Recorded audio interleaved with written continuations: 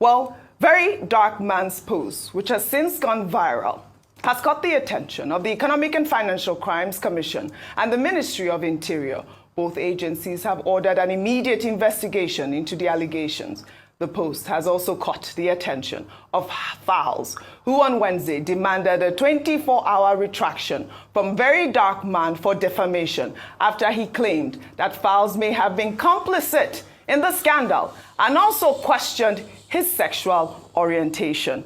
All right, of course, we know that Fowles is the son of a senior advocate. He's already gone to, social media to post his retraction demand from Very Dark Man. If I can read some of the excerpts of that letter. Let me pull that up. Fowles wrote, "To set the record straight, our client never at any point initiated a conversation with Mrs. Idris or Mr. Idris Okuneye. Our client has documentary evidence that Mr. Idris was in fact the one who initiated a call. Specifically, on the 4th of May, 2024, Mr. Idris, aka BOBRISKY, contacted our client requesting a phone conversation with him. Our client graciously obliged, having knowledge of the Naira abuse charges levied against him and genuinely believing he might require legal advice.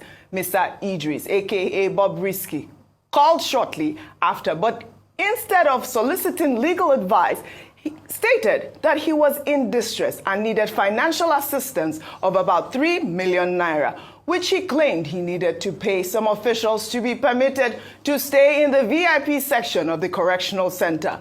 In the letter, Falana asked the public for a public apology to be published across all platforms where the false defamation was disseminated. The letter added that, there should be a retraction and apology to be issued within 24 hours to the chambers and would pursue legal actions, including claims for monetary damages.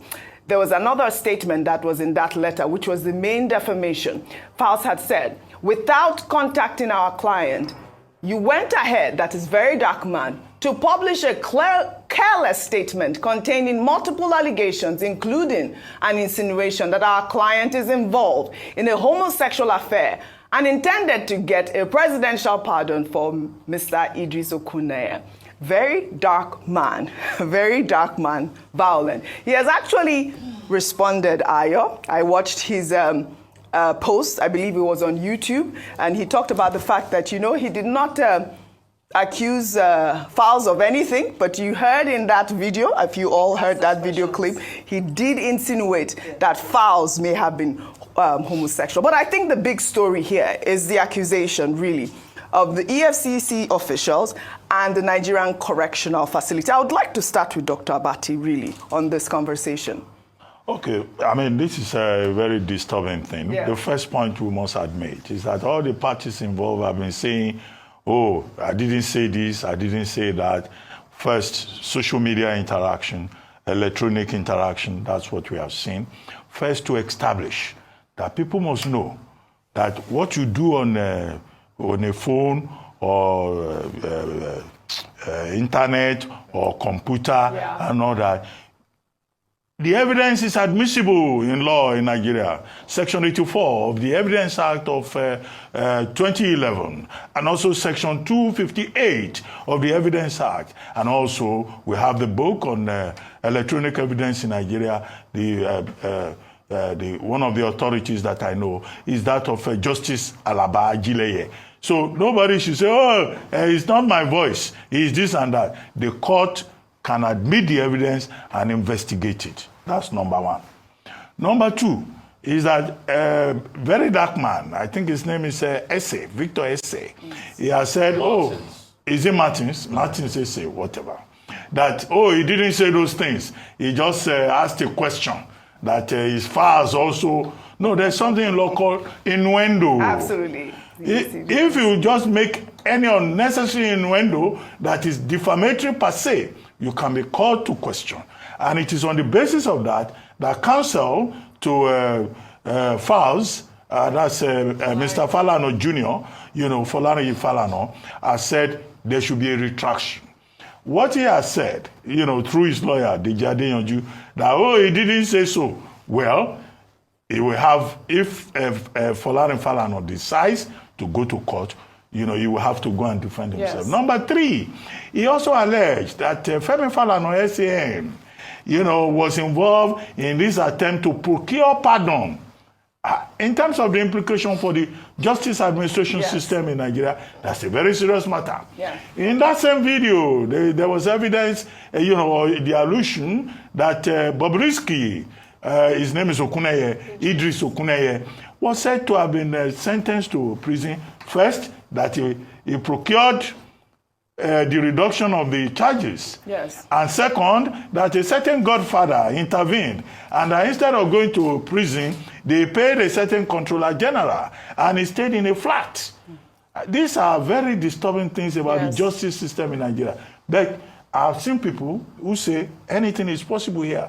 After all, we were in this country when a certain person, who shall remain nameless, was imprisoned, and his wife, he impregnated his wife from prison. And in fact, there was a naming ceremony while he was still in prison. Yeah. How did he get to a position where he impregnated his wife? Immaculate conception. Immaculate conception. This is where I want you to come in, Rufai, really quickly, because this is the bigger conversation. As regards the very dark man revelation, if BOBRISKY is saying that he didn't say all those things, I think we also need to have a private investigation where we subject BOBRISKY's voice to forensics. Yes, because there is so that AI. we can get so that we can get a full forensic outlook as regards what happened. And as regards Falls writing that letter saying they should retract, when you look at very dark man's what's it called expose, there were some things he needed to have been careful on. I think just playing the audio will have been adequate. A lot of mistakes were made in the analysis, where he went ahead to cast aspersion and say, oh, this person is defending this person, so they shouldn't go that way. Like Dr. Wati said, he left room for innuendos there. Because when you read Fal's rebuttal, he now gave a full context to the conversation, saying that they were even telling them that you don't need to pay for any pardon. He did. No, not for any pardon, for the VIP section. The only conversation they had was a 3 million naira conversation. Whatever. So he gave some clarity as regards the context in that matter. But all of this too is not ending, because all of this really started because of money. The person that released that audio to Very Dark Man was being owed money by BOBRISKY. And the money has been paid. And Very Dark Man says he's not going to release the audio. Wait, has the money been paid? Yes, the money has been paid, 4 million naira. He showed the update. In fact, BOBRISKY was calling the person and was even willing to pay. So the money has been paid. But let me just say something.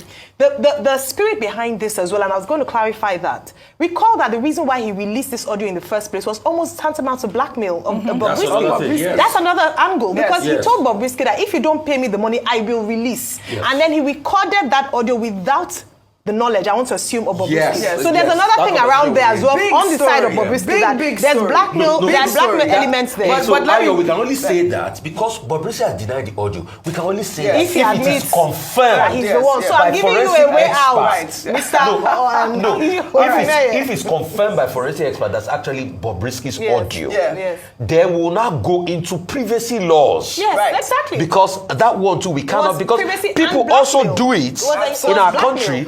You have conversation and they record your conversations. Okay, well, all right. Only a court of law can determine all of this. I want to say, so that we can end. Made one point too, that justice in this country will seem to be only for the rich people, that the poor do not have access to justice at a theoretical level. But access to justice is an important point. Absolutely. Talking about but the legal issues, the dramatist personnel there can sort it out, including the public officials that have been mentioned using their positions to trade.